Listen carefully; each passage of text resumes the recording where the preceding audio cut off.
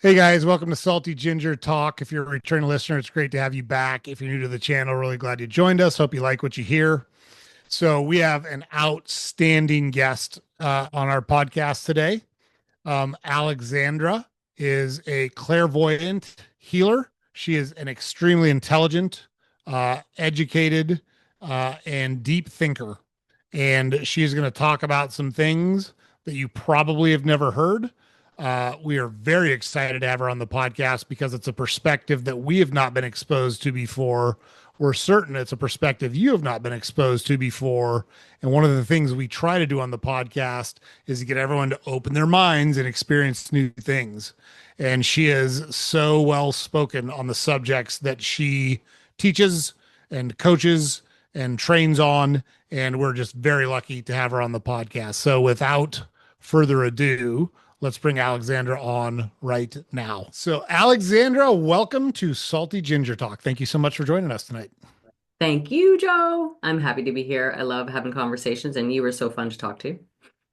Yeah, we had a great conversation several weeks ago, and you bring some things to the table that are different than any other guest we've had on before. And I always Mm, love when we're able to expose our audience to different viewpoints, different right. experiences, different thought processes.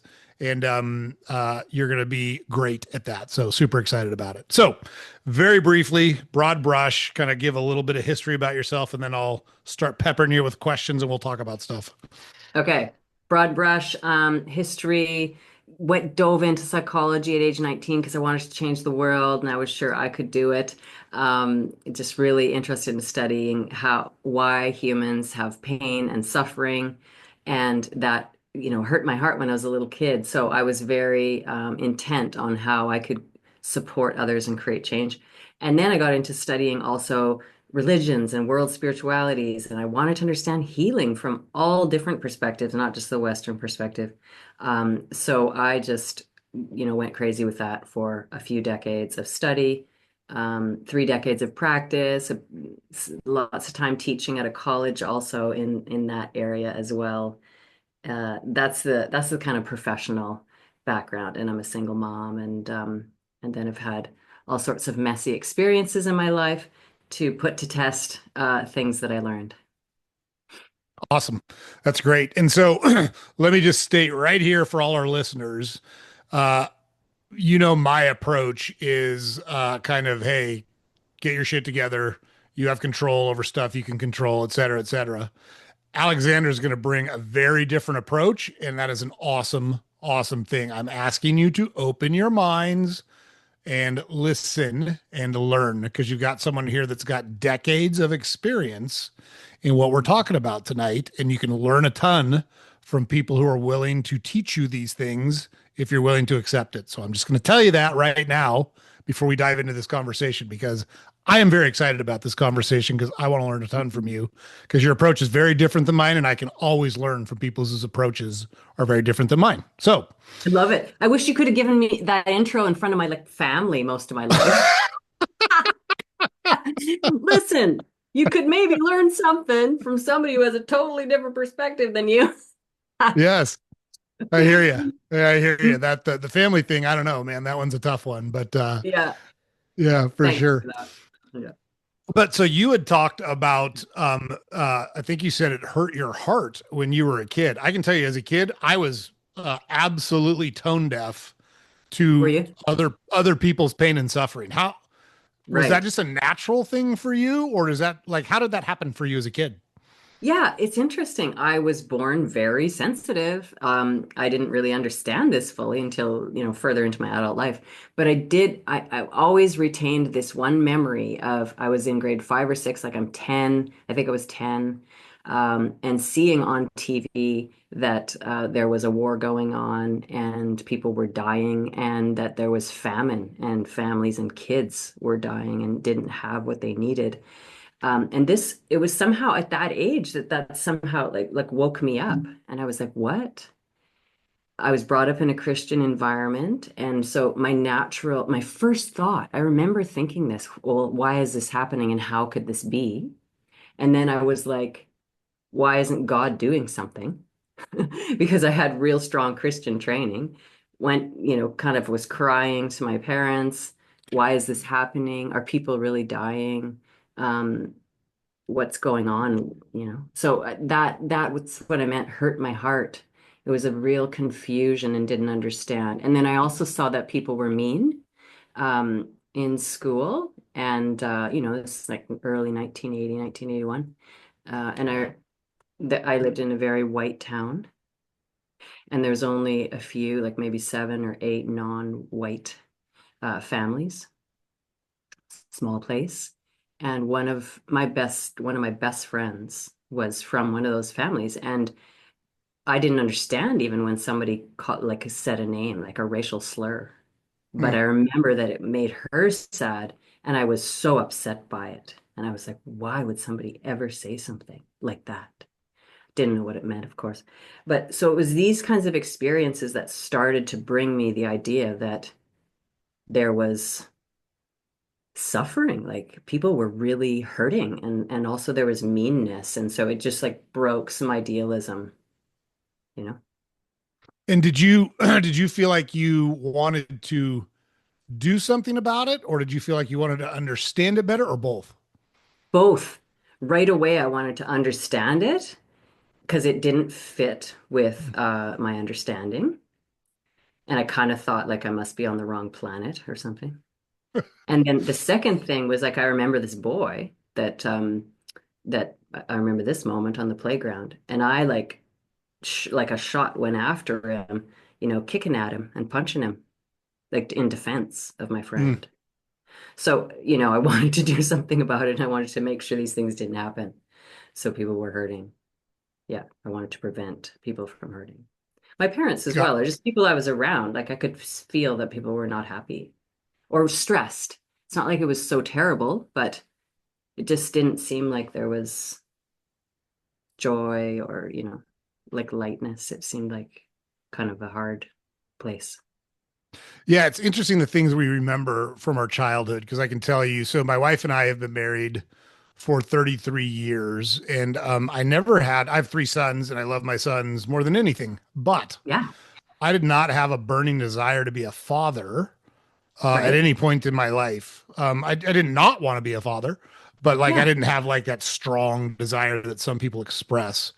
But what I got you. did have from a very early age was my parents did not, they were good parents together. And then as the kids grew up, they didn't have much left in their relationship. So the last 10 years of their relationship were tough. And they fought a Mm, lot and they were not nice to each other. And I remember as a kid being sent to my room to go sit on my bed so my parents could argue with each other.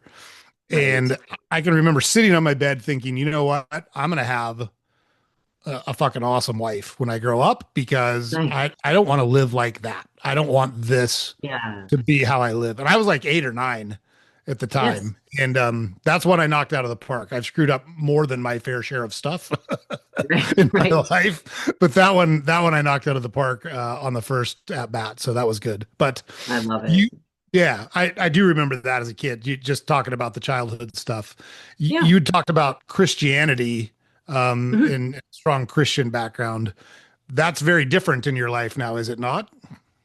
Yeah, I mean, I've studied so many different religions and ways of understanding human nature and all that is, like how things are created, this sort of thing, stories from various cultures.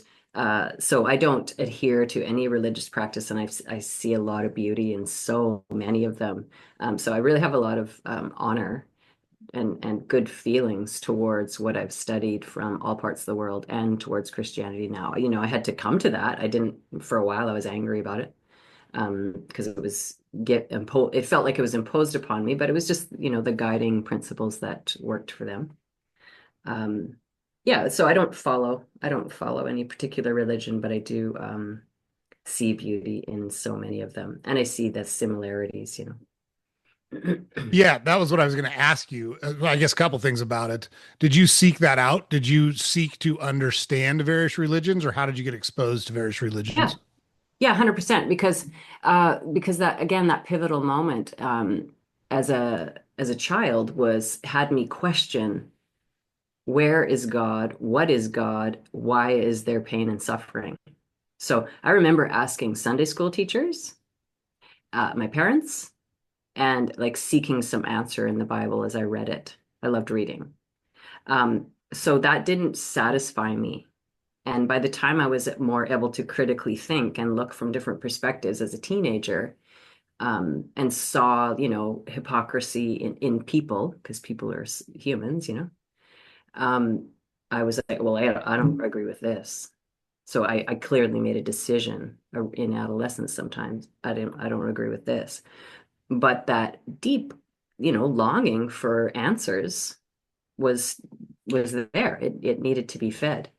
I thought psychology could potentially give some answers, which it didn't really, but um, not in the early days. But seeking and reading about other ways, whether indigenous spiritualities, I loved learning from various tribes and reading indigenous ways, and Hinduism and Buddhism, and seeking people who to read people who saw commonalities. So I loved that. Yeah, I sought it for at least the first few decades. Mm. What I'm trying to think of the right way to ask this. Um, what is the I want to say best, but it's not the right word. Um, Yeah. what the commonalities that exist among religion? What do you think the highest value commonalities are? Let's put it that way, because I don't want it to be. I'm not trying to be judgmental at all. I just want to. Yeah, I You've got a understand. lot of education. The overarching goodness of it. What from your perspective? What is it Yeah, related to religion? I would say the overarching goodness, the commonalities are something to do with love is one of the most important things, or is who you are. Uh, Practice compassion. It'll help you be more of yourself, find more of the best of you. Practice whether people use like kindness or treat your neighbor as yourself, or they actually in some traditions use the word compassion. That you need to recognize these are important guiding lights of life. And so those I find are kind of across the board somewhere. Serve others is often in there for most religions. Um, give service somehow and find God through service, find meaning through service, whatever the language is. Find your own human connection through service. And then, different from Christianity, but many other religions have the understanding of we're all one. We're all one being. To Mm, hurt one person is to hurt yourself. And we could say that that's also what Jesus meant, in saying an eye for an eye. But that's not always the interpretation. So I'm not one to, interpret texts. But that is a common thing, like treat others as you would like, because we're all one. When you mistreat other people, you're mistreating yourself essentially. And so then that links to kind of like quantum physics today, like we're all connected. You cannot sure. not be connected. Right. Well, yeah, so what we do is like what we do on the podcast is interesting because the guy we talked to that we filmed the episode right before your episode, he was in Yeah. France. Yeah. He's from New Jersey, but he was in France. I spoke to a woman from Denmark the other night. She's coming on in about a month, and so it illustrates how connected we really are when you stop and think Yes. about it. Yeah. Yeah. We're connected so easily now through the internet, and that nobody can deny that. What years ago that would have seemed impossible. um, and then at an energetic level, we're connected in our hearts. We're connected as a human energy, that we're the same. We're Mm. all connected. There is that also in science now, which that will become more of a conversation in decades to come. Yeah. Excuse me. Yeah, I am. Give me a sec here. Yeah. Totally agree with what you just said. And when you boil it down to kind of human essence, people Mhm. generally want the same things. They want to be accepted by other people. They want good things for the people closest to them. They want to Yes. feel happiness and fulfillment. And Yes. that's the same in whatever, insert country here, Cambodia, as it Yes, is in Indonesia, as it is in France, as it is in the United States. exactly. And I feel like there's so much focus now, like it gets clicks or views or whatever, makes money to highlight the differences, to highlight the negative. And Yeah. it's one of the things we're just not interested in that on our podcast because we've had people say you should do political commentary. I'm like, I'm not super interested. There's enough people doing political commentary. No thanks. There is, Not yeah. into it, you know? Yeah, I too am really interested in more conversations about our unity and about harmony and about our similarities. It's easy, it always has been, and that's all over psychology too. Like we can always compartmentalize, and the brain loves compartmentalizing. It does make things simple when you can categorize people and categorize situations, and um, so the brain likes to be able to slot things in and and clarify I am this and you are that. Mm, So that's an important part of ego development. Like kids need to do that. That's part of ego development is this is me and I'm my own self, like I have my own identity. Important part of ego development. It's not to be denied. However, adults who didn't get that full nurturing ego development or get it reflected who they are and that who they are is good and has much to offer, this sort of thing, then they're going out in the adult world like, I'm this or I'm better than that, and mm, you are there and I'm over here, looking for separation rather than because that ego development was not fully complete. Most people are completing ego development at various pieces of it, right? In our adulthood. Like, of course I have. Like, I wasn't done when I was 18. You're just learning stuff all the time and you're completing things that your parents couldn't fully give you or your school or just the culture at the time. So we go on and we seek these experiences to further differentiate and identify ourselves and feel good about who we are. But yeah, when it goes sideways, like when it gets into um, power over, or that's always going to move one away from their true self. That's always going to move people away from their hearts and what unifies us. mm. So we're going to talk a lot more about this down the road in our conversation, but Oh, really sure. briefly tell people what you do now. Sorry, I want to get that out there Oh. because you're talking about really good stuff and I want people to understand what you do now in your life and we'll come back to it and Mhm. talk a lot more about it. I want to get that out. Yeah, sure. Thanks.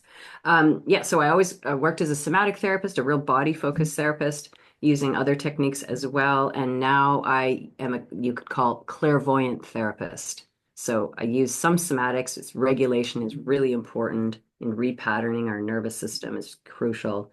But I'm working as a clairvoyant therapist because I can read into energy and it's just faster. So that's what I'm doing now in terms of one-on-one work. And then I like to do education and like group stuff too. Excellent. And we'll talk more about that. I just wanted to get it out there so that people Yeah, like you're thanks. talking about kind of deep esoteric stuff. And I want them to, I want them to understand like there's decades of experience behind this conversation. I want them to take it serious and I want them to listen. So Oh, let's thank you. start with you're in kind of traditional school learning about psychology. Um, how did you like that when you were doing it? Did it resonate with you or did it give you more questions than answers? Yeah, I mean, it gave me still lots of questions, but I mean, I'm in my 20s. I'm just figuring out who I am as an adult, as a woman. What is that? I think most young women often still feel like girls or young people, who am I? So it was interesting to look from different angles and to have conversations that no one had ever brought up with me before. Psychology training back then, and still, I think mostly is today, was very problem focused. So there was a lot of discussions of problems and history of problems. That was interesting, but that's like watching, documentaries on TV. Like you can always get curious about various problems, mental illnesses, and things people have done, and then try to pick them apart. So it engaged my mind. It was intellectually stimulating. Yes. Did it answer questions about the nature of human suffering and why people suffer? No. There, at the time, the at the essence of what how they answered that was essentially lack of needs being met in the childhood, you would say. So that is true.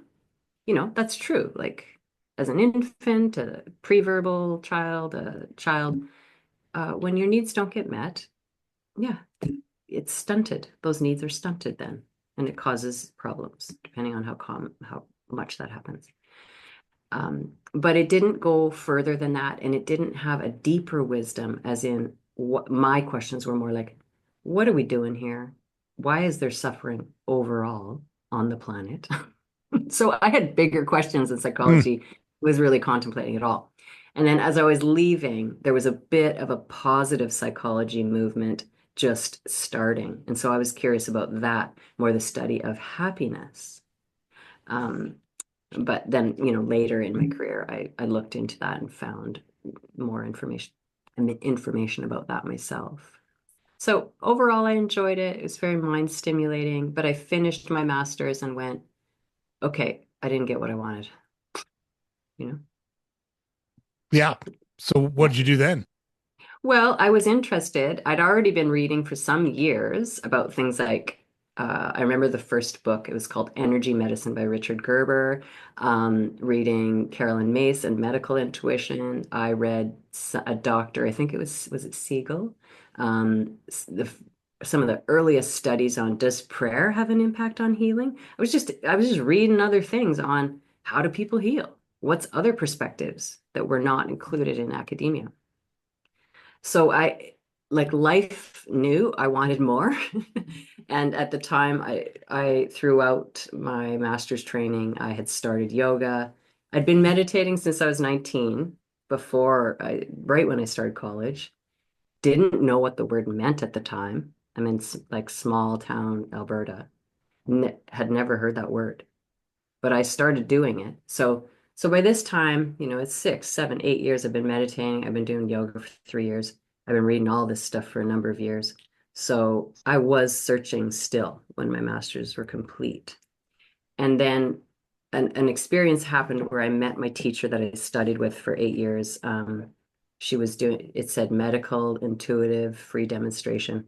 And I was like, oh, I was skeptical that somebody could be in my city, Vancouver.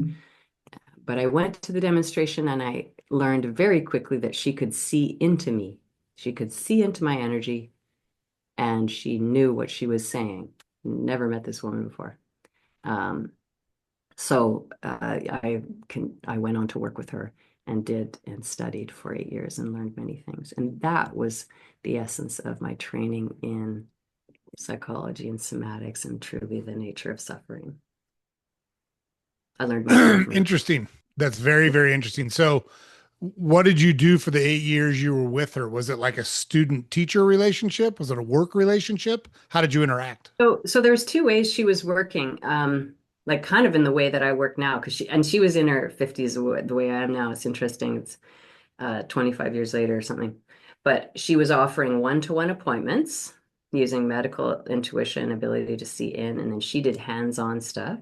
I currently don't do that, but have studied it. And then she also offered groups, and those were meditation groups, and they were intensives, 10 days, 21 days, meditating.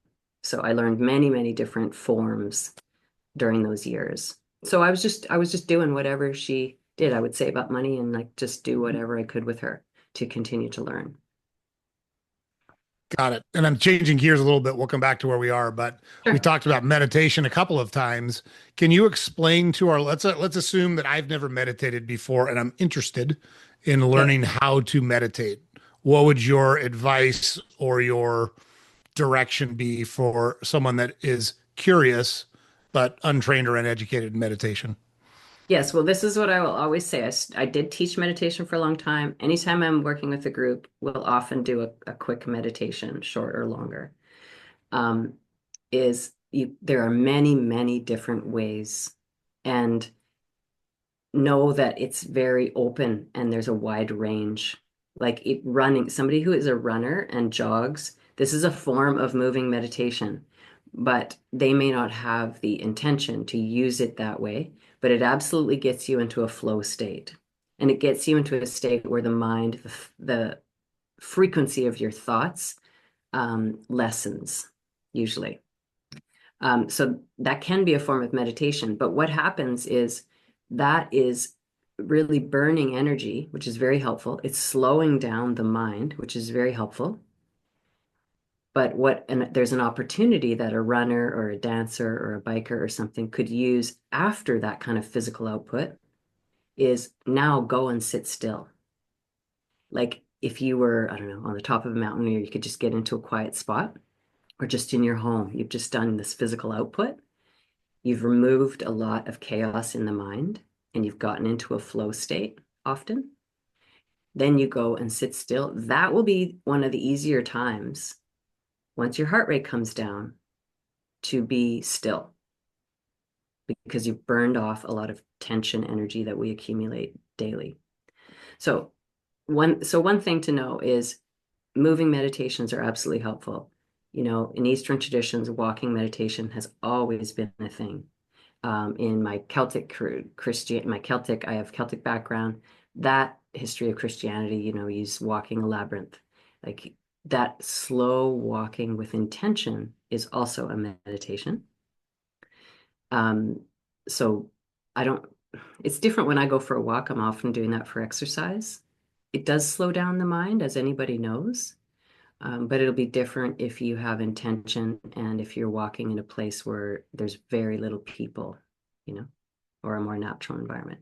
So first thing is I want people to know that moving meditation is absolutely a thing.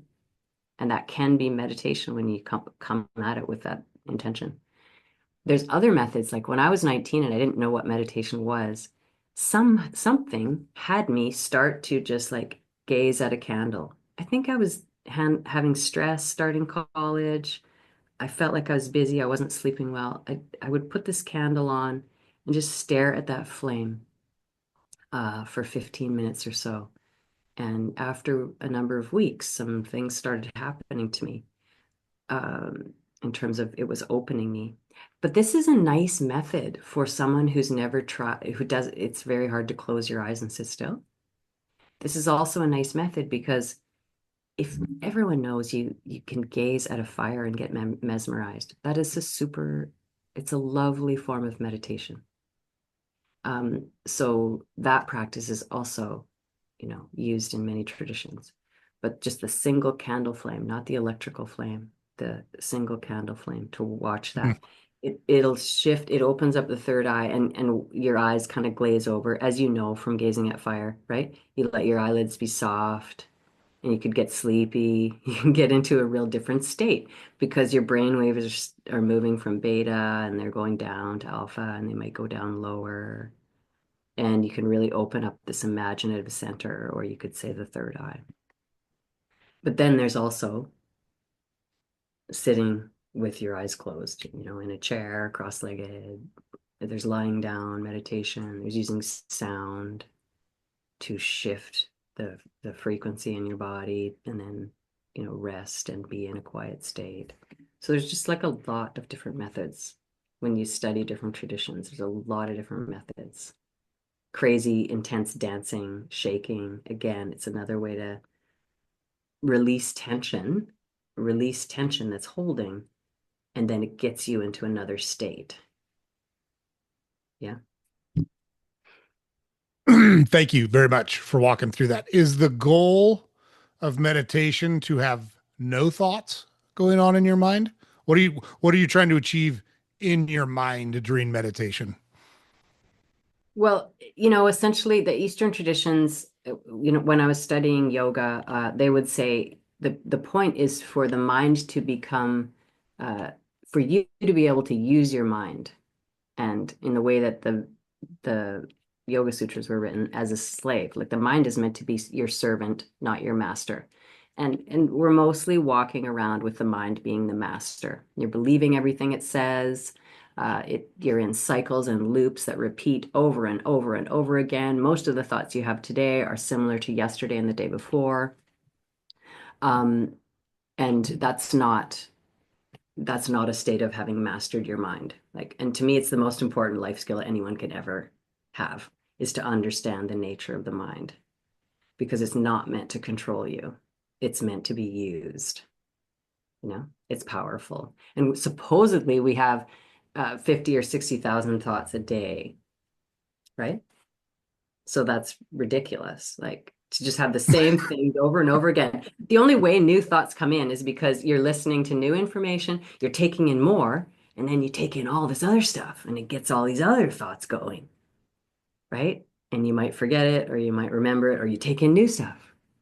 But this is causing just a lot of energetic movement here, and it's fun when you're learning. Then it is opening up the creative mind. But is it ever landing in your body? And have you ever learned how to experience peace in your body? No one ever will know peace unless you've mastered the mind. Excellent. I love it.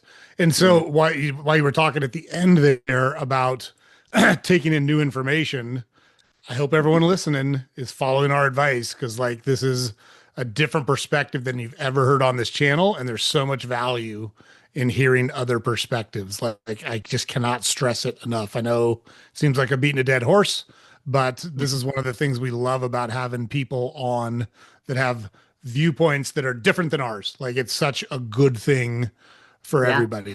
Um, Yeah. because like on the meditation part, I work hard. And I'm just talking about me personally, not as the host of the Yeah. podcast, just Tell me me. personally.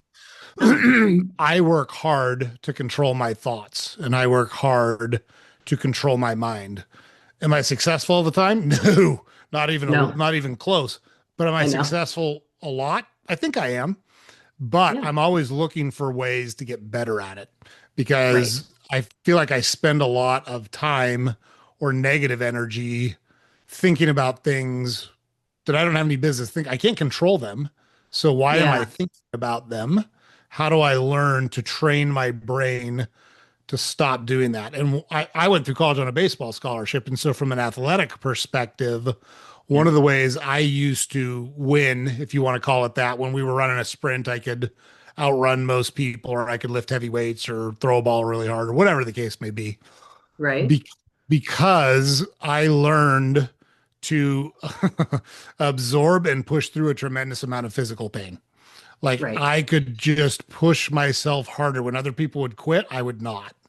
Yeah. And it would suck. And I couldn't breathe and my muscles would burn and blah, blah, blah, blah, blah. But I could Right. push that to a higher threshold than most people. And it was because I controlled my thoughts around the Yes. pain, you know? Yeah. And so I related a lot. I relate a lot of stuff back to that because it was one of the times I was the most successful in my life. You know, I had a successful athletic Yeah. career. Um, but while I you were love it. talking, I think yeah, a lot of athletes have that ability, right? Like you can push through what wants to stop you. The mind is like, no, I don't want to do this anymore. No, I don't want to stop. Like other people are stopping. Why don't you stop? Like so athletes have elite athletes, especially like they have an incredible ability to do this. And so they've mastered big parts of the mind. And of course, through other life experiences, maybe they feel like they're completely lost and thoughts are out of control. But in these realms of life, like they've got mastery in some of these areas, right? yep, I'll give that example. Mhm. yep, In terms of what you said though, like how always improving, then you know, add in something different and see what shows up in your mind uh, when you try other things. I think that's what's fun is every time I have, well, it's not always fun for me, but when I have new life experiences, like the new things come up. Of course, when I have a child, new things come up. All of a sudden, I'm thinking about different stuff. And so that requires another level of mastery to not buy into everybody's opinions, to decide who am I in this role? Like, what are my values? Because you're going to hear all sorts of thoughts starting a different business, like leaving a job. So anyone can relate to this. When you have a new life experience, mind will have new thoughts. And that's one of the ways that we get new neural networking, and the brain likes new experiences. And it can be very challenging because you're called to another level of mastery in something. now I've Uh, heard that as we get older, you talked about neural connections. I've heard that as we get older, it becomes more difficult to rewire your brain or more difficult to make different neural connections. Has that been your experience? Like, is it easier as a child than it is as an adult to create new neural Well, connections? And yes, certainly the science says that it's way easier as a child, right? And so we know that for sure. Um, Way easier for children to learn languages and all this. And I'm not an expert on neuroscience. I just have always loved reading up on it. And so I mm, like to stay up in my field and certain family members or my own health stuff or my kid, I'll read about certain topics in the area of neuropsych or neuroscience. But yes, we know that kids are better at making neural connections quickly, like all sorts of things, learning languages, learning an instrument, learning something new. Um, so it's harder for adults. And how much have we cultivated? This is the opportunity, I think, in adulthood is can you could regularly cultivate bringing in new experiences into your life, bringing new thought into your life, bring, new people into your life, going to new places. Like all of these things help your brain stay alive and excited about growing new neural connections. Um, so to me, that's part of brain health for sure. Having new experiences and making sure you have them. And for me, meditation is part of brain health too, because we do know that it facilitates the inroads, you could say, the neural connections from different parts of the brain to the prefrontal cortex. Meditators have a generally a larger corpus callosum, generally have more developed prefrontal cortex. So it's helpful for brain as well.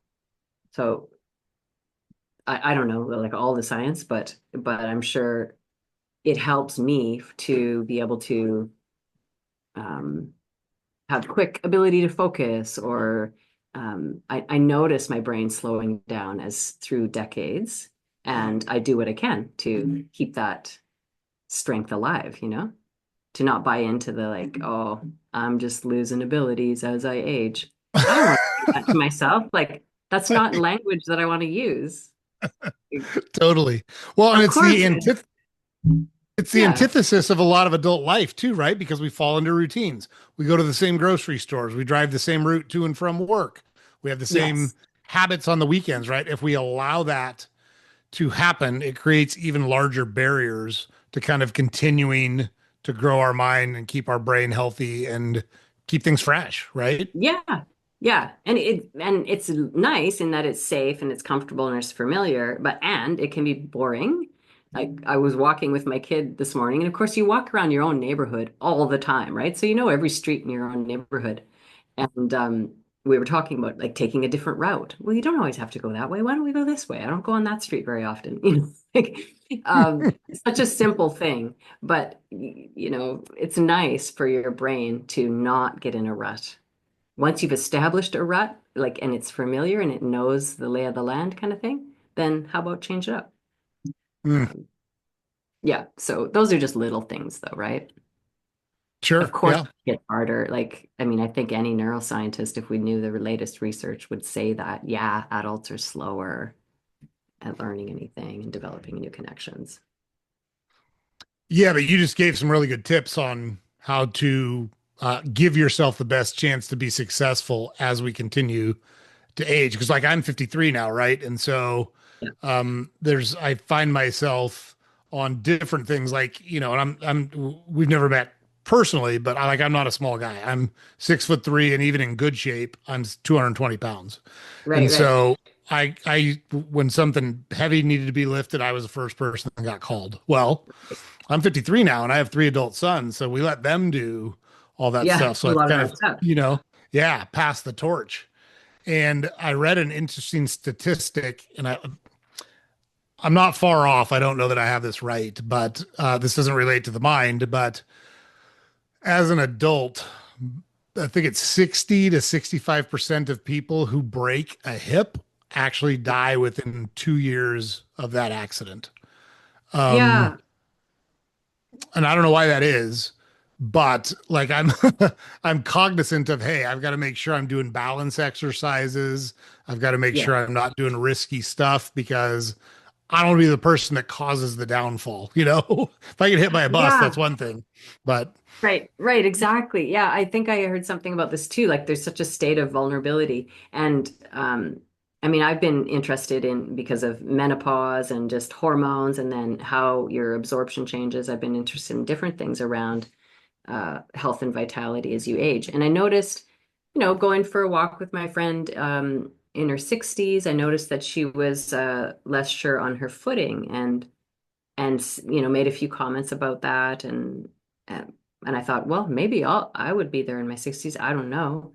mm, And I don't want to think that way. That actually was more motivating to me to do things like quickly walking on trails with that are rocky and have tree roots everywhere because I want to keep that really strong ability for hand-eye coordination, like quick reaction time, jumping, walking quickly, that sort of thing, and feeling stable.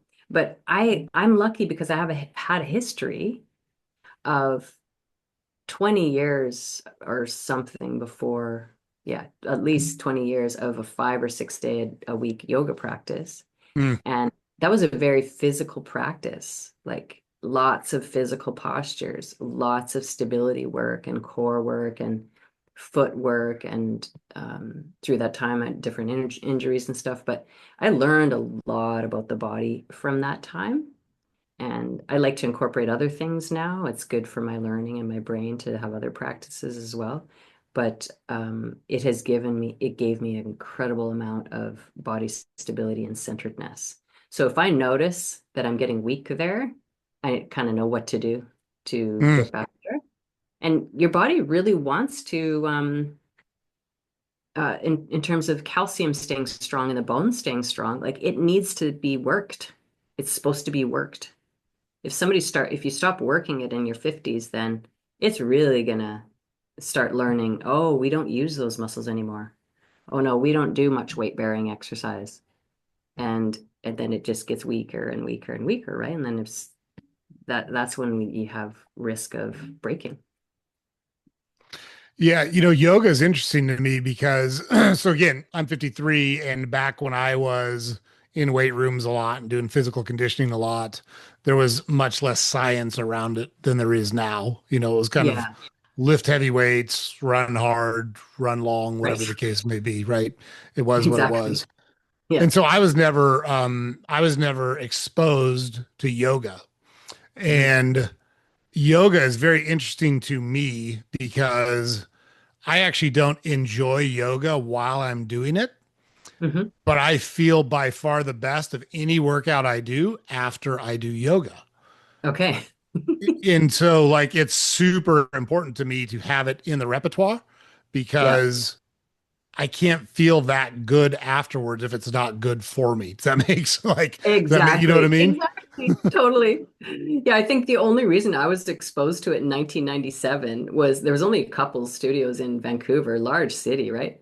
But somebody was offering it at the gym, and I remember slogging on this Stairmaster, and I just hated the Stairmaster. Yes. Like I could be on the treadmill, but oh, I hated the Stairmaster, and I would force myself to do it. And I remember she was in the open room doing offering a yoga class. I'm like, okay, I'm doing that. Like, let's check it out. So that was my first experience. And at the end, I felt she did a full shavasana. It was at least 10 minutes. And I felt like kind of high. And I always liked having altered states of consciousness. Mm, And I was like, oh man, if I gotta stay fit the rest of my life and exercise the rest of my life, I at least want to feel like that at the end. yeah. So that was highly motivating to me. Was that the end of Yes. the thing? Hmm. Yeah, for sure. Yeah. Um, so pivoting back to, sorry, I took us off on a physical tangent there, but I really Sure. want to get back to because we haven't talked deeply about a lot of the stuff that you do. Um, you've got your mentor and you're with her for 8 years. What do you think I don't know if it's the right word, the most important takeaway or what was the biggest what was the biggest impact of that time with her on your life? Well, she gave me practices to that I learned my true nature. Like Hmm. you are joy, you are love, you are freedom. This is your true nature. Like it's apart from any dogma. It you aren't any of these thoughts and stories and ideas about the self. That's not who you are. So I learned who I was, and I also, then the second most impactful thing, I couldn't have learned who I was um, unless I had found peace in my body. So I remember after, lots of struggle and pain and like fasting during one of the intensives, uh, actually feeling at rest. And different from, that first yoga class or like I actually felt a kind of peace, almost a blissful experience like that I had never experienced before. And I remember her saying something and I wanted more of that. So so in a way I my whole in a way my whole life I feel is gratitude to her, like my parents and then to her because Hmm. then I got to find myself. And is that when you had said she could, trying to remember exactly what you said. I can't remember if you said see or feel your energy. She could see into me. See into you. Yeah. Can you talk a little more about that for those of us that have never had that experience?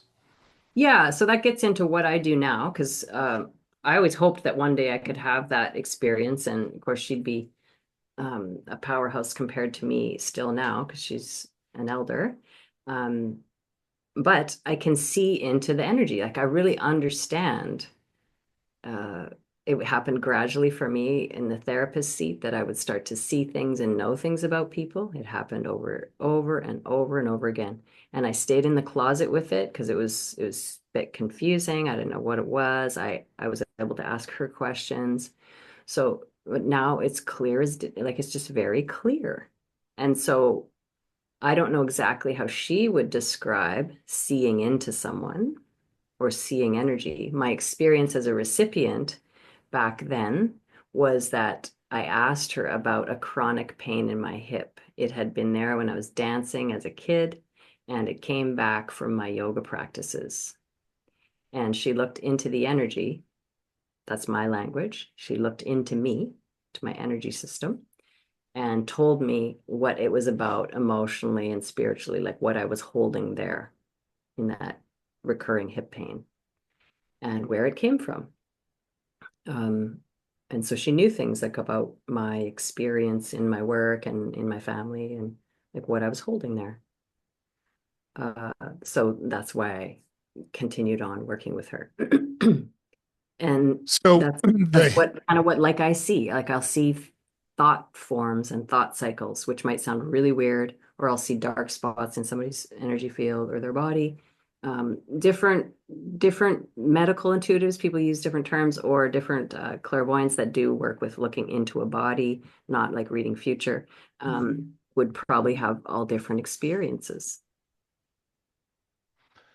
when you say see energy, or is that like a physical aura, a physical field? Is that what you see? Is that what you're describing? Yeah, so this is fascinating because there's such a wide range. Like a lot of people see auras, you know, and and colors around people. I have only seen that a few times in my life, and frankly I wasn't particularly interested in seeing it because I was like, how is that helpful? Um, but what I was interested in is how could I help anyone and myself understand and release whatever is stuck in the body? Okay. So the way that I see it now is not the same as even 5 years ago. It has some similarities, but you know how in Chinese medicine they talk about meridian lines? Do you know that? If you ever I have have not. acupuncture? Okay. So if No, you I've go for not. acupuncture or even massage, sometimes they have the skeletal or the muscular shape, the body on the wall, and then they have all these like veins and arteries running through it. And in Chinese medicine, they'll often have a picture and all these meridian lines, how Chinese medicine understands the energetic body. In the Eastern system, Hindu system or the Ayurvedic system, they would talk about the chakras and the spinning wheels in the body, okay, and the energetic wheels. And so the way I see things is imagine a huge, like 360-degree kind of ball, and somebody's standing in the center of it. Okay, so there's your dense physical body, but you have a field. And so I'm calling that little 360-degree ball your field, okay, Okay. your system. Um, and it's full of both lines and spinning energy. Okay, that's how I see it. And it, at the back, at the front, all around you. And so when I ask a question and working one-on-one with somebody to look into their energy about some issue or health issue or emotional issue, I'm drawn to a certain area. So it'll show me like on the back of the left-hand side, or it'll be like right in the center of the spine, kind of near the tailbone, or it'll be like the back of the neck over here. So I'm drawn to a certain area. This is all with my eyes closed. Sometimes it looks cloudy. Sometimes it looks actually dark gray. Very occasionally, it might be even closer to like a blackish color. But there's something where the energy is not flowing. There's a density. Sometimes those energy lines look just wiggly to me, like something's kind of not, it's upset in some way. Okay, it's not settled. Because essentially our energy system, how I've come to understand it through breath work and all these traditions and practices, our energy is meant to really flow like a free flowing stream. Just it's replenished, it circulates, and it flows well. Like an electric current. Is that a good Yeah, analogy or? yeah. Okay. I don't understand electricity really, but yeah, without something blocking it.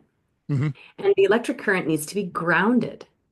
So energy is actually meant to be grounded too. We're connected to the heavens, we're connected to the earth. The earth and its gravitational force holds us on here. Yeah. Yep. And so if you think of energy lines and meridians, like they're meant to be grounded, and we're meant to be aware of the ground.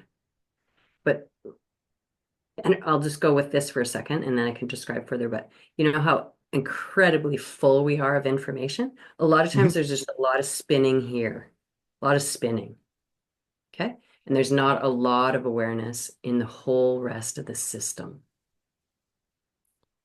But there's actually meant to be a fair state of like equilibrium, like that I can access here, but I can easily access my awareness in my gut, or my awareness in my knee or wherever else you want it to be.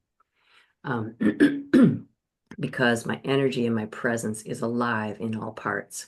But what happens is um, breath gets stuck, toxins get stuck, emotional toxins, physical toxins. Uh, Certainly, if somebody has repeated trauma or adrenal stress, what happens is, okay, let's imagine a kid first. I'll give a couple examples, but let's say a 5-year-old kid. They're in their home and they're playing and they're happy, and somebody comes in and slams the door and starts yelling. So what happens there is kid tenses up like this and holds the breath immediately. Immediately, the breath is stopped. Okay. If that was to happen, let's say hundreds of times, let's say thousands of times in a childhood, over and over again, the breath is contracted and the body is contracted. So one becomes full of tension, and it can end up being pain, illness, but essentially the oxygen or your life force is not flowing. It can't flow when there's such incredible tension. And early on, the habit was developed to not breathe freely and to not breathe in a relaxed way. So that's one way that energy is impeded from flowing freely. Yeah. Another way could be, another time in life, there's just a lot of stress. Adrenals are pumping out, and cortisol's like, we got to go, we got to keep going, we got to keep going. Again, whatever the incident was, a single incident, many incidents, it just is not allowing for a settled relaxation in the body. The energy doesn't ever really mm, become calm or get used to a situation of calm in the system. And so if that was to happen regularly, which many adults live in this way, and I certainly have at times, um, it just becomes habituated to seek that, keep going, keep going. But it keeps one from having actually a fully settled, flowing system. Like it's just not possible to have the system be relaxed when there's ongoing tension or extreme cortisol stress. Okay, super interesting. Do you need to be in someone's physical presence to see this?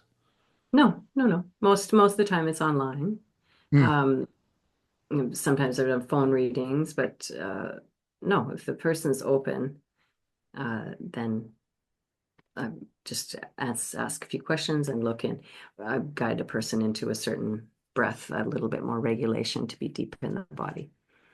Um, yeah, so that's just been a skill that's developed over time. I'm sure other people do it differently. Carolyn Mace is a famous medical intuitive that sees medical things, and I'm sure because she had the doctor background, I'm sure she sees things more specifically. I'm really looking for the emotional cause stuck place, the mental cause stuck place. I'll see thought cycles, but this did start long ago in my 30s, where I could tap into somebody's memories or something in their body, in their system that is running the show, like some old thing that's running the show. And it Do- will show up, that will show up as an image, and right? okay, so I'm trying. I have several I, questions, and yeah, no, you're all good. okay, I'm stuck on the questions. I'm trying to figure out which one to ask. That's all. sure, let's You go. you've, you've talked about emotional toxins. Mhm. What is an emotional toxin? Well, I think I use the term maybe different than others might use it, but in the way that I think of it is something that didn't get to be expressed. So it gets held in and it gets stuck. Often those will be things like in the Jungian term that is in the shadow or not allowed to be expressed in our family or our culture or religion. Hmm. So it could be something like anger we don't allow to be expressed. We don't talk about anything to do with sexuality or sexual impulses.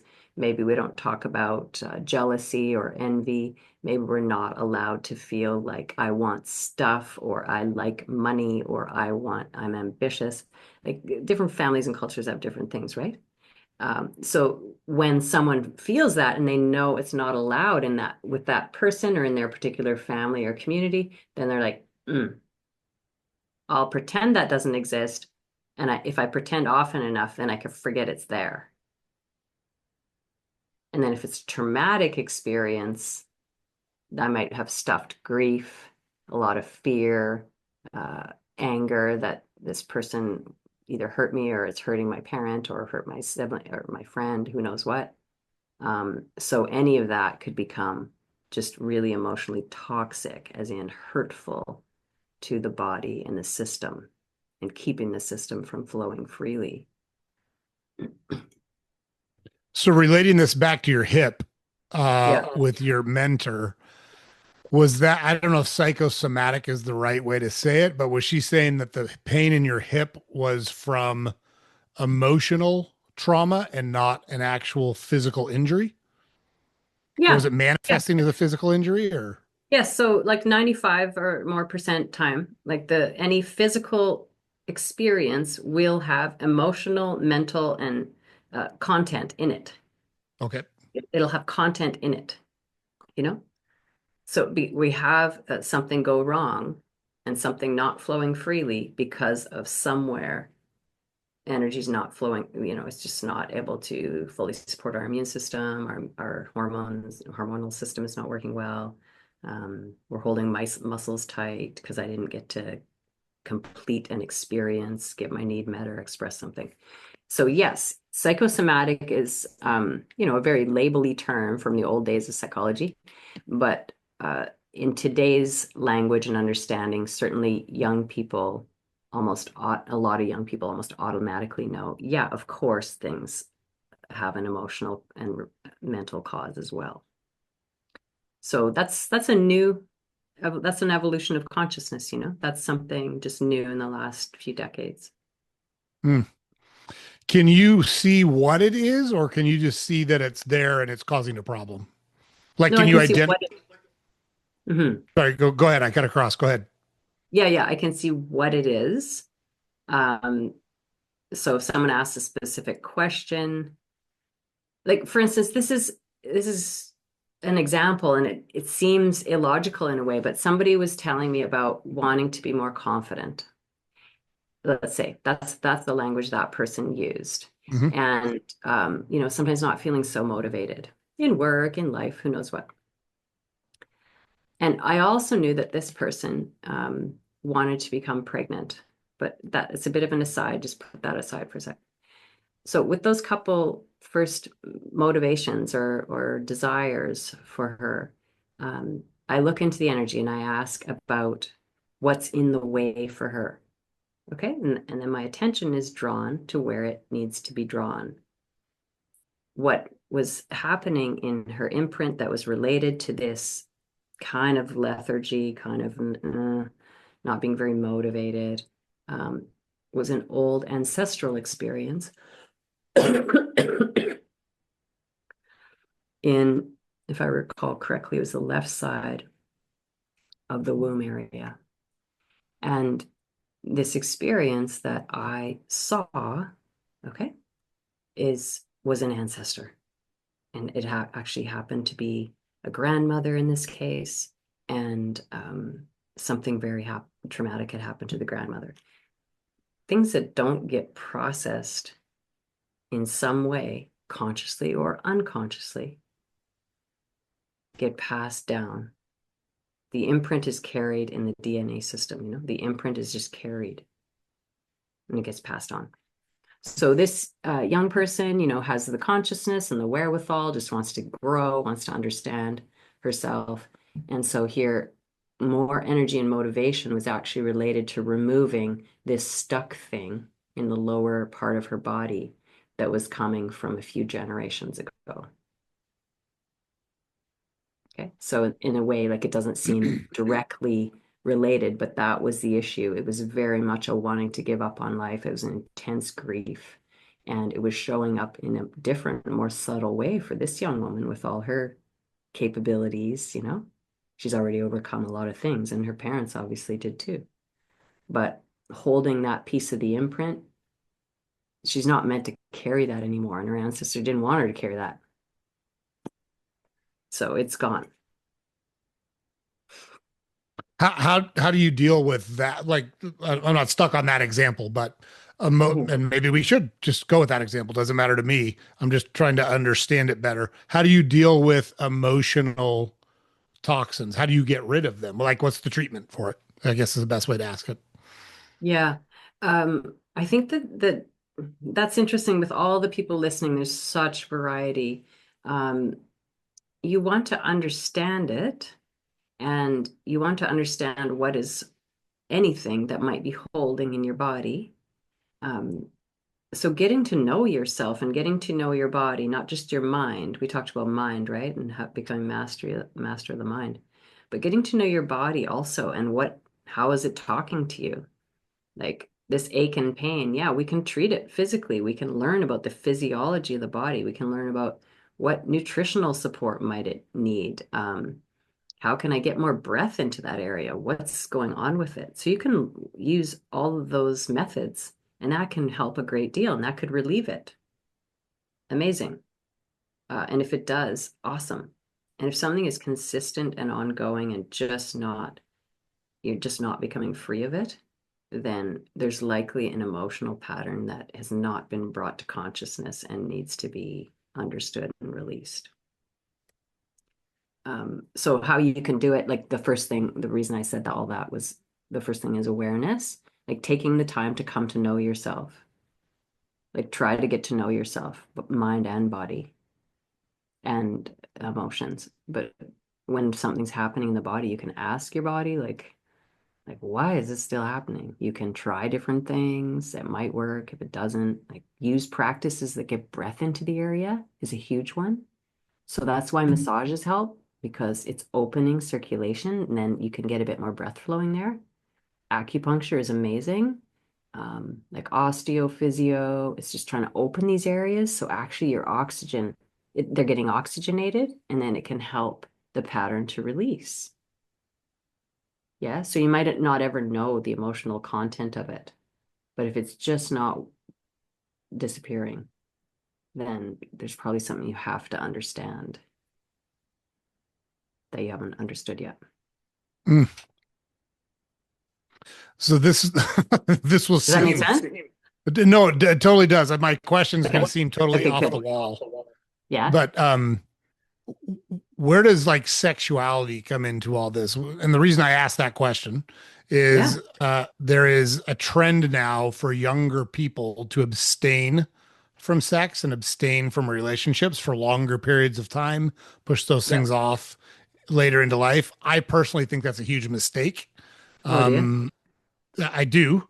Yep. Um, but I'm curious where that would play into like getting to know your body and getting to know yourself because I think that Yeah. a lot of that comes through those activities. That's my opinion, but True. Yeah, true. I like it. No, I love that it goes this turn because, that's something, some of the first things that I talked about on create and why I created a YouTube channel is just like I want people to like, you know, focus, learn about themselves, learn mm, about your body, learn about yourself sexually. Um, So I don't know that I have an opinion on abstinence or not. Abstinence can teach you a lot. Um, I think it can be a good practice, and certainly being in safe sexual experiences where you feel honored and recognized, like it's safe for you emotionally and physically. I think that's amazing too, because you do learn so much about yourself and it really opens the energy. Like it's wonderful to experience orgasm. It's wonderful for the body to have, that's an amazing way to support vitality opening. Um, Now, this doesn't compulsive sex is not mm, a way that is healthy. So I don't mean that, but orgasm is a good thing and helps energy to move. So I also come from a little bit of a tantric background, and in that it's a wonderful way to open the whole system to get energy moving and flowing, just like breath work is. And can we make that more conscious? Can we make our sexual experiences more conscious? And if we become more conscious and honoring of it in ourselves, can we bring that into the relational experience? And that's game changing. If Because people will never stop wanting money and sex, like it's so important. And totally. so Yes. can we bring more reverence into it? Can we bring honor into it? You don't have to abstain from pleasure. Pleasure is a good thing. Can you bring more honor into your own body and into the relationship with another? I would love to see the world change in that because obviously the only reason we have all this demented sexuality and extreme pornography and all this sort of stuff is because of denial of and denial and shame around it. So talking about emotional toxins, talking about toxic um, stuff that gets held in the body and denied, that's a big one. Shame around sexuality, shame around impulses, shame around being a sexual person, shame around wanting pleasure, all of it. So We're not. I really appreciate your comments about safe and respect. Uh, it's interesting to me. I've never been a one night stand guy. That never made any sense to me. I was never interested in it, and I was in a lot of situations where it was available. But Yeah, I've always been a relationship person. That's always been important to me. Now in a relationship, you bet I'm game. But yeah, yeah, um, yeah, the transactional stuff, like like I tell guys all the time, what are you doing at a strip club? Like you're paying a woman to pay attention to you. You know that, right? That's what yeah, you're yeah, paying. for sure. Like this is more demeaning to you, way more demeaning to you than it is Yeah, to her. You don't have yeah, enough game to get a woman to talk to you. Like yeah. really? You can't do better than that? Come on, you got to be better than that. And so when I'm talking about young folks, I'm not talking about transactional. I'm not talking about, going back to the summer of love of 1969. But I do think there is uh, a huge advantage to it. And I think you just said it way better than I'd ever be able to say it. So I'm not even going to try to, to recap it my way. But it just, when I think about things that are therapeutic and things that free your Yeah, mind and things that relax you, for sure. um, you know, like that is a huge part of it. And I don't understand why people are so willing to discount it or are ashamed by it. That's never made sense to me. Yeah, you're so lucky that that hasn't been a part of your like a part of your sense Mm. of sexuality, that you haven't had shame um, or wanted to, push it off to the side. I think, yeah, I don't know why that's become more of a thing, and it's not something I'd want for people unless you can't really make free choice until you've had something. So when someone feels like, oh, I am this way. I kind of question that. Like, have you had the experience and now you've chosen this really consciously? Because I've consciously chosen abstinence at certain times. That's an amazing teacher. Um, and yeah, I think, people do lots of things without ever having the experience, but I don't certainly don't judge it. I would like more people to feel and to know that more is possible in the wonders and joys and reverence of sexual experience. That it's not just a stress release to have orgasm. Mm. You know, it's not just meant to be a stress release, which it is an amazing stress release, so good for the brain and relaxing. And then you get all this oxytocin from being with someone, and that's just such a pleasurable chemicals are released and stuff. Um, and like there's so much more potential when you can really match with a person. I kind of have, I'm biased towards Tantra. I really think that we have so much more potential than what we've known on the Can you planet. talk about Tantra a little bit, like just the theory behind it? Yeah, I'm no Tantra expert, just for anybody listening, like you don't have to comment and say all these things back because I'm not pretending to be an expert. But I enjoyed reading about it and being with partners that had studied it as well. And um, the essence that I understood is that Tantra is another way, tantric yoga, tantric from the Buddhist tradition, another way to come to know yourself. It is another practice you can choose to come to know yourself. And when done in consciousness and with a loving partner where, two people potentially have made this conscious choice, like we want our love-making experience, we want our intimate connection experience, we want our actual relational experience to be one that helps us to remember who we are. That's essentially what the Eastern tradition would say, help like brings us to know God, brings us to know the truth of the soul, you could say. Yeah. And we do that through, joining our breath, through really being the eyes, the window of the soul, like being with the person, being present in our experiences together. So yeah, I mean that's how I understand it. It's another Mm. practice, it's another path to come to know yourself fully, to gain enlightenment, to free yourself, to come to know who you are. Got it. Thanks for sharing your view of it. Let's just say it that way. Yeah, Just I, yeah, thanks. I know you tried to qualify it, so I don't. I'm not trying to push anything there. But how do you find your clients, customers, patients? I'm not sure how to refer to the people you work with. Yeah, people, clients, sure. Yeah, Yep. how do I how do I find them? Yeah. How do Um, they find you? How do you find them? How does it work? yes, well, right now I've worked with a lot of past students when I was working at the college. And now I'm aiming to speak in different locations. People find me that way. People can find me on channels. Instagram is probably the main one right now. I'm aiming to do more on YouTube. Um, so people can find me there and try it out.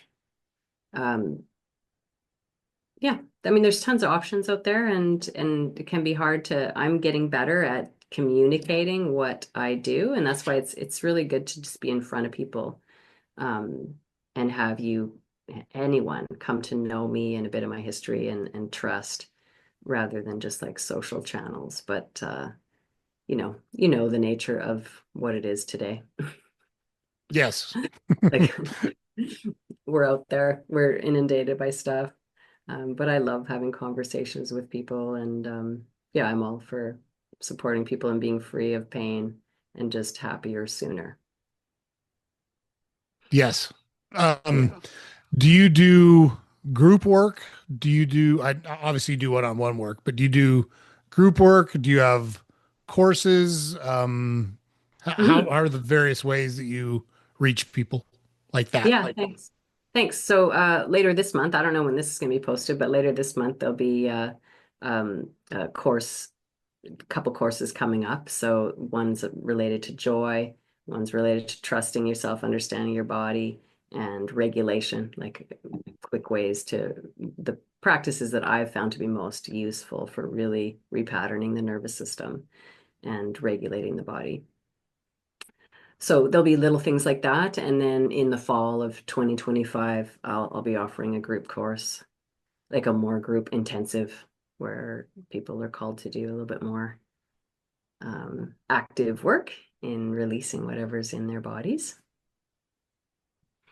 And what format is that? Is that online? Is that in person? How's that course going to work? Oh, yeah, that'll be online right now. I look forward to doing in person. I think it would be online, and then having people gather probably once in person. I used to do retreats years ago, and I look forward to doing that again one day, but there's nothing planned. So right now it's online. Mm. Mhm. What do you think the hardest experiences that you've ever gone through in your life? And how is your training and your profession, how did it help you deal with that? Yeah, two things, my hardest things, and they've both been in the last 10 years, last 5 or 6 years, really. Um, so one was getting diagnosed with cancer in 2018. And I was prepared for that through all this studying of healing, and I'd healed some internal bleeding, and yeah, in my 30s. And so it was 15 years later, and I got diagnosed with cancer. And I had still had my 5, 6 day a week yoga practice and daily meditation and lots of good eating food. So it was certainly not a physical thing that I understood as the cause. But when I went home and meditated as the meditator that I am.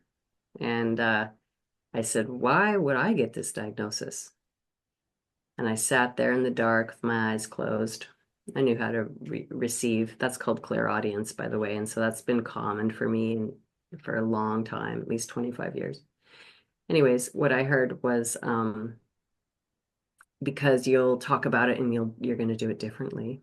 You will do it differently. So I was like, okay, knowing myself as I did, that made sense to me. So I went about aiming to heal it in all the different ways that I knew. Um, so that was up until that point, and through that point, those first few years of I call it the cancer journey now, that was the hardest thing in my life. But the last part of it was probably the hardest. Like healing was pretty natural and comfortable for me. So I just felt like, oh, okay, I'm in my element. I didn't feel scared of cancer. It was stage 3. It was very hard for people to deal with what I was choosing. And however, I did not have fear about it. I was determined. So I learned a ton from that process. And but by the third year, I was frustrated now because I was like, why isn't this healed? I've done all these things. And I must say, this was like the poor woman's version of healing cancer, because I was a single parent, and and I didn't have options to do even multiple supplements. I didn't have options to do. Didn't have options to do like a bunch of paid treatments. Certainly didn't have option to like go to one of the clinics in Europe or in Mexico or something. So I was using things that I knew and could do. But by the third year, I had grown. And how I understand it now is that I don't think anything else in the world could have forced me to this situation like stage 4 cancer could, because I had to, it wasn't a big deal for me to take chemotherapy, okay? It's like I wasn't opposed to chemotherapy. I just thought other things, I could do other things. Um, but what the reason I couldn't get a doctor to track me without doing chemotherapy or having surgery. So I had no tracking. I tried several. Um, but by the time they said, look, our only option, there's no way all this cancer is going to be gone. And the only thing we can do is chemotherapy right now. And I wasn't opposed to that. What it was the hardest thing ever for me was the doctor said I would plan on at least 9 months, probably a year. And my friend was in the room, and I remember squeezing her hand. And was my answer. I said, who the fuck is going to pay for me and my kid? That was the hardest thing for me, Joe. Like it was part of the huge barrier. And now I'm in my 40s, right? When this was all happening, I'd been Mhm. an independent woman. I'm single. I'm doing my stuff. I'm already in my element. I'm in healing and blah, blah, blah. So I was just like, why and how? What do you mean? I just couldn't even conceive that somebody would think that I would suddenly take a year off as a contract worker at the college and that would be okay. Um, so that was the hardest part for me. Going away from that doctor's office it was okay. It was a shock, but I could deal with that. It was actually having to be vocal and public in a community and say, I don't know how me and my son are going to be taken care of for the next year because this is what they say is needed.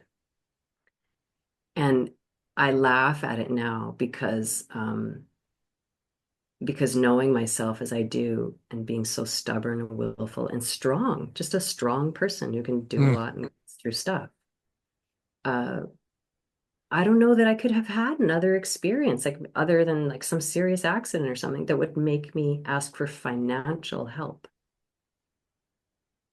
So I understand that as sure, I did it differently and I can talk about it and I can tell you more about what I learned about healing cancer specifically. Because they still don't understand why on earth it all disappeared. Um, so I can tell you about that, but I still think in a way God life gave that to me so I could actually get to that state of humility, of being humbled enough to say, like, I don't know I can't take care of us right now. Mm. So how did it work out? Well, you see me now. I'm great. My doctors are shocked. He was just like, in all these years, I've only seen this a couple times. I don't know what. He never asked me one time what I did, but so anyways, once that started, I spent the next year with a very clear intent. First of all, the first 4, 5, 6 months, looking deep in myself, this is one of the biggest deals, Joe, is there was a part of me that had never, I'd admitted it to a couple people, and certainly my teacher knew it. But there was a part of me that didn't really 100% want to fulfill this kind of larger mission that I felt I had on the earth. It felt like a lot of responsibility, and I was just tired, and it's just so much suffering and meanness and ridiculousness on this planet. And when I got really honest with myself a few months into that, by the time it was stage 4, when I got really honest about death and asked myself if I could 100% buy into life, I was only about 90%. I had to find that extra energy, not for my son, just for me. Mm.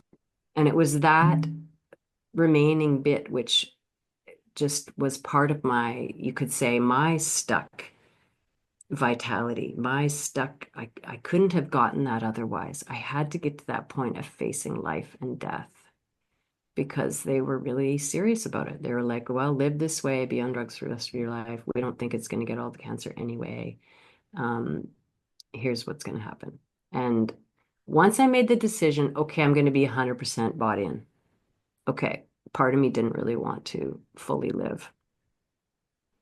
Once I made that decision, I remember the month, and then I got even stronger about the intent on healing it. And so then I decided my body is an experiment. I'm using my body as an experiment anyway, since diagnosis. And I made the decision, okay, here's what they say. We'll put that to the side. Here's what I know. I know how to bring vitality back to the body. I know how to clear the system. I've used a lot of that and cleared all sorts of things. But I also know that a cancer cell, this is what I thought I knew, okay? It was a concept first. Uh, that a cancer cell cannot exist in an environment of joy, not love, as in I can receive love. That's amazing. Give love, yes. Joy, like pure buy into life, pure like, and that was an experiment for the remaining 6 months after that until I got the cancer-free scan. And it took every bit of energy, I must say, every day, to focus on seeing the good, the joy, not just the good, not just like being thankful, but actually, what could I get joyful about? What could I get really happy about? That requires completely diverting the attention from, I kind of feel like crap. I have very low energy. This is the weakest I've ever felt in my adult life. Um, Various things. People say this, oh, this person just came by with all their pity in their face and they're like worried about me. It required a constant mastery over the mind, to go back to our earlier conversation, over and over again. In every day, every moment of every day, to choose what I wanted to think, to choose what I believed the cells were doing inside the body, to choose how my immune system was going to act, to choose how I would respond to everybody who entered the room. It was the most disciplined I've ever been about anything. And it wasn't just that I did. I wrote a little thing about like the 21 things I did every day in the last year of healing cancer. It was a lot. So, anyways, the doctors never knew about that, but I made a decision no matter what happens. Let's say I die in 2 years, 4 years, 5 years. Let's say that happens. I made a decision. I'm going to have as much joy as possible. And if I'm going to die, I'm going to friggin' live out life, even if Mm. I'm moving slowly like an 80-year-old woman or something. I'm going to live out life with joy. I'm going to seek new experiences. I will not let my son or anyone or me see somebody become, not wanting life. Like if I'm gonna go, I'm gonna go loving the experience. And that is what healed, that's what healed the cells. I did take a lot of focus on healing the cells and used many different methods. Um, yeah, so that was the hardest thing I ever, really conquered. It was huge. You never talked to your doctors about that? No, they're too busy. I Mm. got 15 minutes every time, like it's in and out. So when I had the cancer-free scan the first time, that's a quick, like, we're so shocked, and I asked lots of questions. And anyway, there's a couple oncologists that tell me that part. The second time, the third review, and it was just a couple years later that he was like, I just don't know what happened. But still, my oncologist never knew who I was as a person. Mm. They didn't know any of my background or story. So I'm hoping I've just been transferred to somebody else for review, and I'm hoping this younger person, actually, there might be an opportunity to talk. But I also know that doctors are slammed with appointment after appointment after appointment, and it Sure. often doesn't allow for more than 10 minutes. and any conversation about who each person is. I mean, they ask like tiny details about you, but even that is usually a nurse or a student doing introductory review, and then the doctor does a quick overview. That was the most experience I ever had with the medical system in Canada all my adult life. I didn't ever really use it before that. Yeah, well, you you got exposed to it and then some going through that whole process for sure. Yes, yes, it was incredible. Yeah, Did so my that life. sorry, go ahead. Oh, I was just going to say, so my training served me well. Those decades of training served me well. For sure. Yeah, absolutely. Yeah. Have you I'm certain I know the answer to this question, but I'll ask it anyways. Have you Sure. ever just shared what you shared with us and had people say, "You're full of shit. What are you talking about?"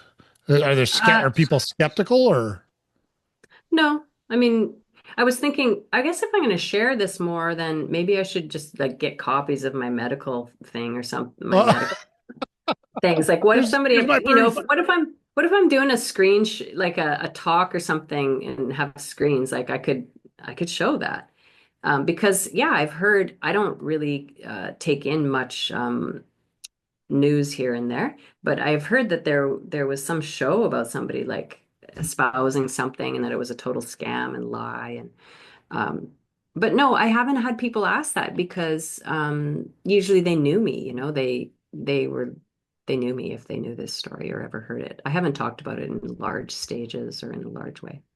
Mm, yep. No, that is super interesting. And I remember in our first conversation, one of the things we talked about was, are there anything that's off limits? And I said, no, absolutely not. We want the full gamut and we don't want to restrict any conversation on our podcast. We want to expose people to a wide variety of stuff. And you had Yeah. said that as it related to wellness, that people might find what yeah, might find your comments controversial. And I said, I won't.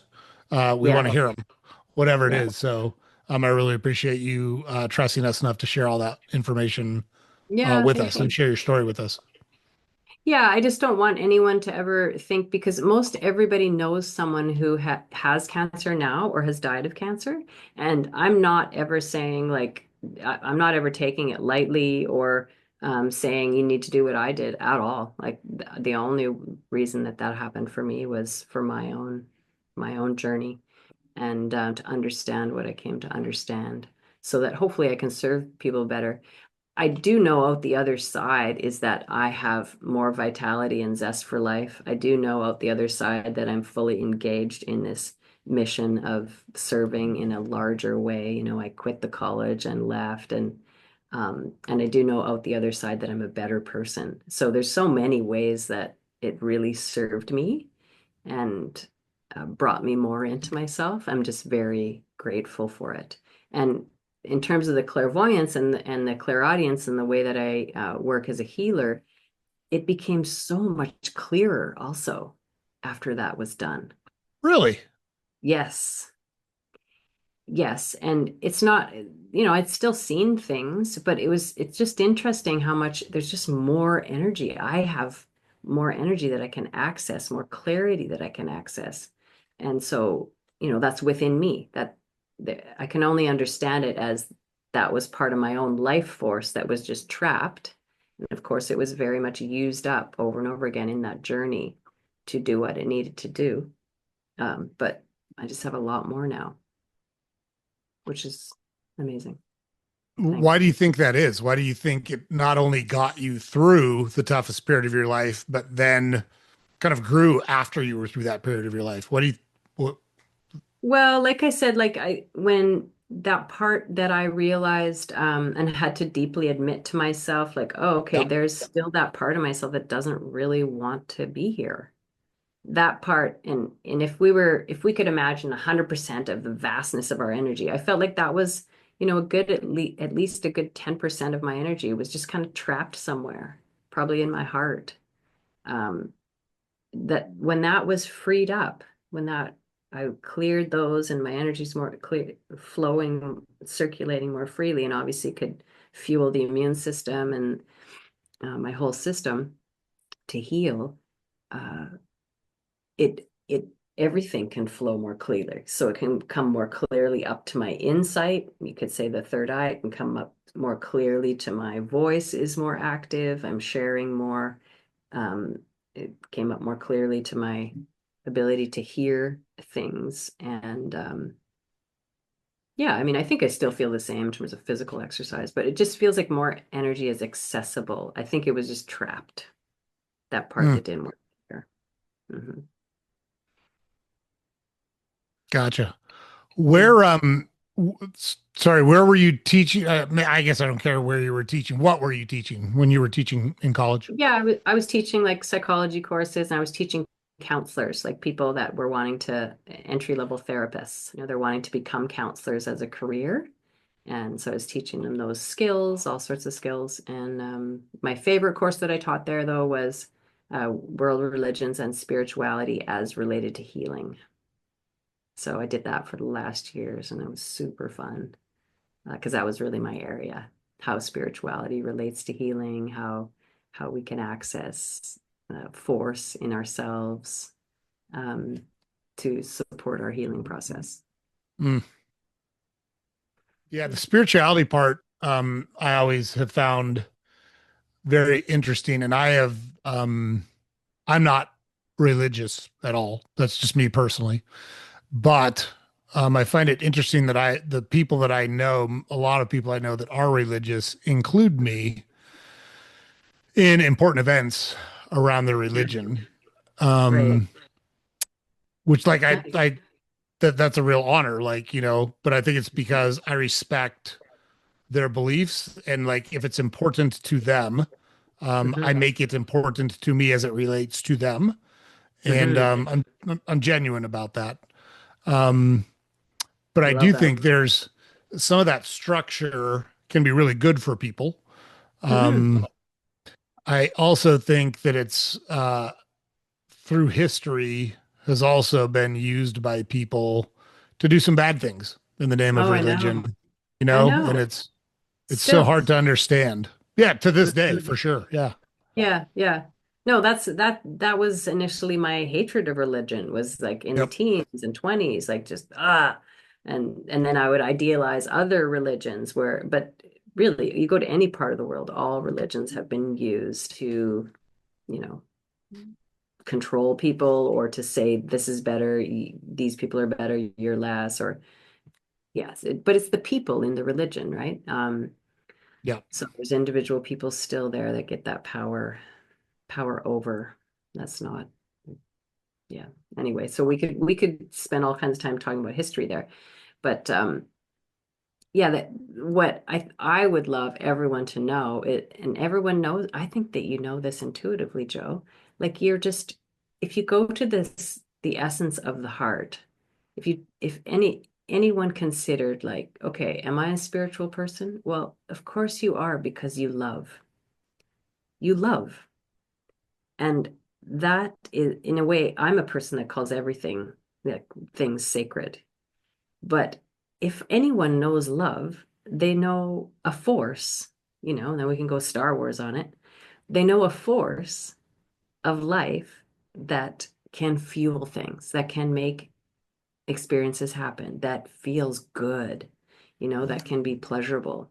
If anyone knows love or deep compassion or reverence or like awe somewhere in nature or something. Those are spiritual experiences. Yep. It's so that calls to mind for me at least. I was 15 Yeah. and I went to a leadership camp that was in Colorado, and it was at like a retreat up in the Rocky Mountains. And Cool. I was still playing, so it was absolutely breathtaking. And so I was playing soccer at the time, and I needed to stay in shape. I was gone for a week, but I needed to be in shape because my soccer season was ramping up when I got back. Okay. And so I would get up early and I would go for a run. And I was running on this trail, and it was about 9,000 feet The elevation was about 9,000 feet. Wow. And I came up around a bend, and the Rocky Mountains were kind of laid out in front of me, and there was a Oh, river that was running through the valley, and the sun was just coming up over the mountains because I was running east. yeah. And even at 15 and, full of testosterone and uh, Yeah. being an idiot, it stopped me in my tracks. It literally stopped me in my tracks because it was so breathtaking. And it just made me think, you know, we're all so insignificant in the grand, in the grand scheme of I things. know. Yeah. It's wild when you have those moments. It kind of smacks you in the face like that. I can still see myself standing on that trail, looking out over those mountains at the sunrise that was coming I up over love that valley. I love it. Yeah, this is some of the most meaningful conversations that I think can happen because when if somebody takes part in my joy course, I'll often ask you to to try and remember one of the most joyful moments of your life. Now, using Mm, joy might bring you another memory, but what you did by just coming into that memory of awe, like of reverence, right? Of humility, yep. you just immediately activated a bunch of heart pathways to to the brain center for memory. So it immediately connected there, and you remembered that emotion too, however you would call it, whatever word you would use, right? Sure. Yeah. Yeah. And so it's just re-alivened you. It's just re-alivened those pathways. And I love that because if we could spend more time talking about people's experience of awe or reverence, it brings us into a humility that, wow, there's like something so much more than me. Like, wow, it's crazy. It takes you out of the mind, which we all want more of. It's freedom. It's a sense of peace to be out of the mind. And to me, it gives us that moment of mystery that is maybe at the crux of what religions are trying to say. Like, can you be in that surrender to the mystery? Can you be in that kind of stillness and awe to something more than you? And then can you align with that force? That is what I believe people are meant to be praying to, aligning, like praying to that force. Okay, mystery that I don't understand. Okay, like whatever that is that created that beauty. Um, how do I get more of that? How can I understand more of the nature of things? Uh, to me, that's so precious. Like Mm, life would be different if we just had more recognition of that. yep. Don't you think? Oh no, I totally agree. And it's one of the things that I try to focus on is gratitude. Yeah. And there are, we've all got problems. It's easy to get hung Mm. up on problems because, and I try to explain this to people like Bill Gates has problems. Everyone thinks because he's got a lot of money, he doesn't have problems. He's got a significant number of problems. They're just different Yeah. problems than you or I Different. have. Hmm. Yeah. Hmm. You don't have to worry about paying for dinner tonight for sure. But Yeah. he's divorced, like his marriage fell Yeah. apart. And I'm not picking on him for that in particular. I'm just saying that's not an ideal situation for him. Yeah, I'm sure he Yeah. wishes that would have turned out differently. But if you spend so much time focused on the things that went wrong, other than to learn from them and apply those learnings to future endeavors, Exactly. you know, Hmm. it's a waste. It's just a waste. I know it's a waste of our energy. It's draining to the system. Mm, And yeah, the gratitude practice is huge. It's just like cultivating it. That's part of training the mind is looking because even early, like long ago, that 30 years ago or whatever, psychology knew already, even then, that people's minds always tend towards lack. The mind will always tend towards the negative from all the testing that they've done on different adults. And that's still the case. The yeah. default mode is to go to what's missing, what's not there, what's missing, what's not there. And it takes training over and over again. to notice what is there and what's good.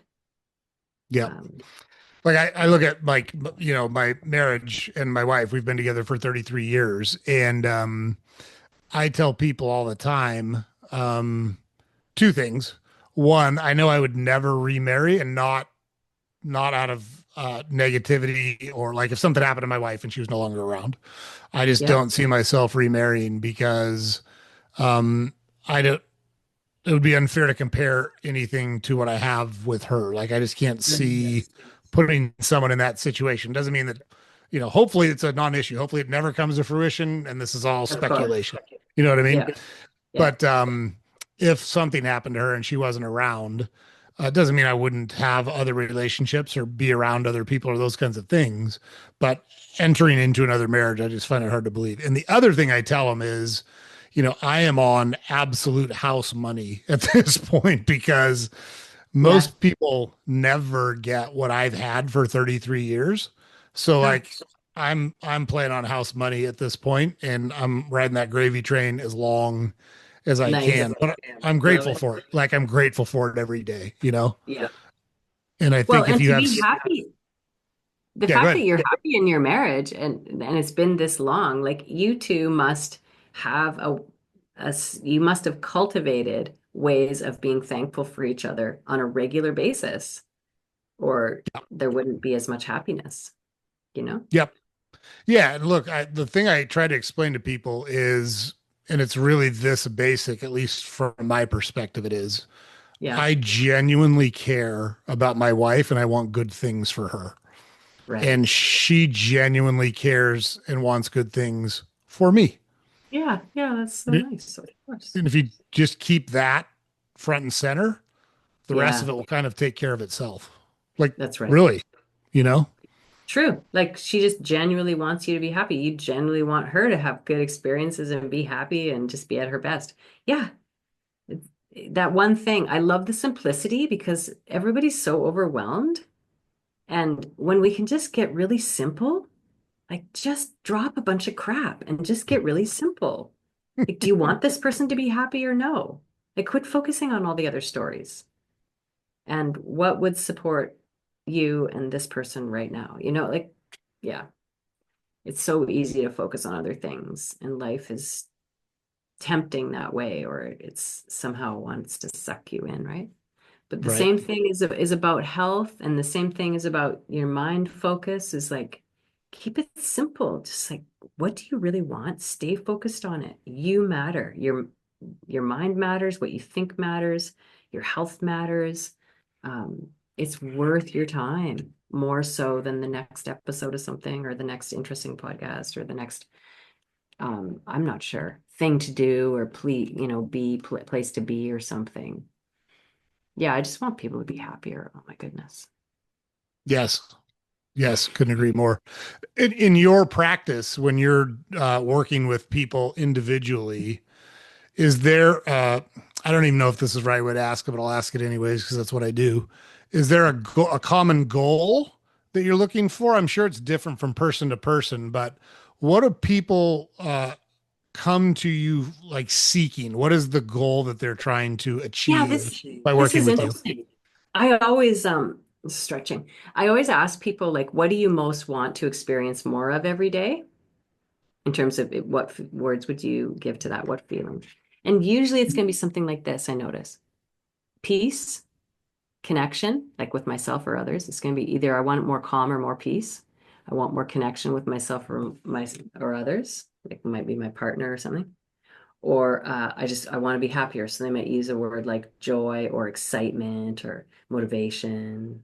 So, or maybe I want to feel better about myself. I want to be more confident. I want to like myself more, like feel good in my body and who I am. So it's going to be one of those things, like pretty much hands down. It's going to be something about that. I want more energy, more motivation, more happiness, more peace. Um, and then the details are just different. I just find these are universal things, right? Everyone wants to like, I want to feel more calm and settled. That's natural. And life is overwhelming. Um, I want to feel excited about life. I want to feel excited about my work or my relationship. I want to look Hmm. forward to the next day. Maybe somebody uses the word joy, maybe they use the word excitement or motivated.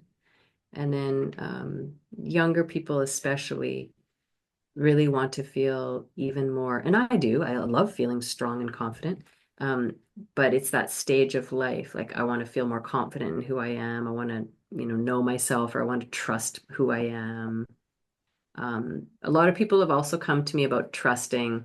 Like I want to trust what I know. And this will often come up with people that especially want to trust their intuition or trust their own word, trust their own choices, trust their own knowing, and not be so influenced by other people's opinions, not be so swayed.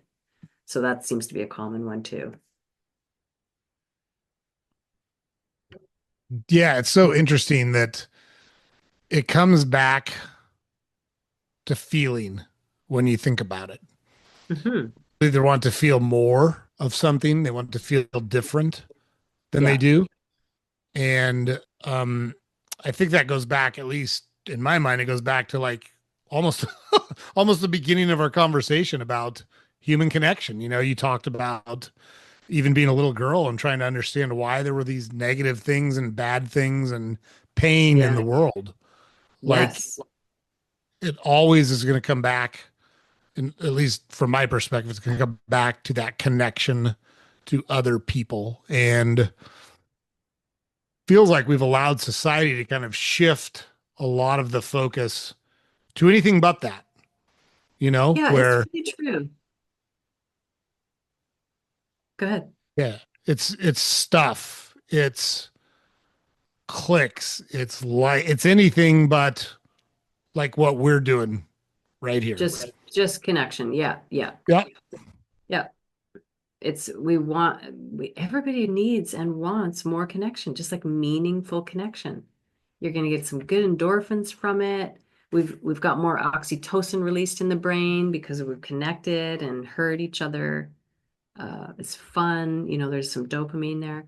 Like people just really want that, and that requires coming back to the basics, like prioritize it Mm. versus it needs to be prioritized. But there's a lot of, I think most people, and certainly, of course, I can get bought into that. Like there's worry about the daily, right? Like worry about, I don't know, the kid and they've got these things going on, or my relationship, and we're having an argument about something, or we're not quite connected on something. Um, or my work is calling for this and that and this and that. I got to do more work to make more money. I know how distracting it is. I understand. But at the end of the day, it's the meaningful moments that make a life. It's the connections that make a life, and how happy you felt each day and how much joy or love you could share each day, or I don't know. Yeah, that's it, I'm with James.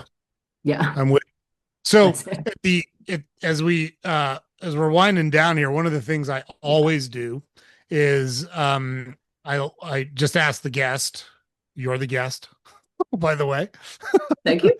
is there anything I haven't asked you that is Mm, important to get out, or are there any topics that we haven't talked about that are important to you for our audience to hear? So in essence, the floor is yours to talk about or say whatever is important to you that we haven't mm. talked about, or maybe you want to reiterate some points that we've already talked about, but I turn it over to you. Thank you. Yeah, thanks for the question, because I realize, like, what is my passion is I want to give something for the future generations. So I want to give something to you that will impact, I don't know, your conversations, your children, your grandchildren. I want to give something to the parents, or the parents that haven't even thought about having kids yet, to be more free and at ease and peaceful, or whatever they need, um, so that they have kids in a state that is easier, that is less stressful. I find my drive today, Joe, is all about how much can I create impact so that future generations could have it easier. And it doesn't matter about me so much. How can I support you so you and your relationship, you and your family, you and your kids could have an easier, happier time? Um, because, I have a child. If I didn't have a child, I would still think of the kids. It's always driven me. Working with teens drove me when I started. But now that I do have a kid, I think of like him and his children. I want him to have clean water. I want him to like prioritize relationships first.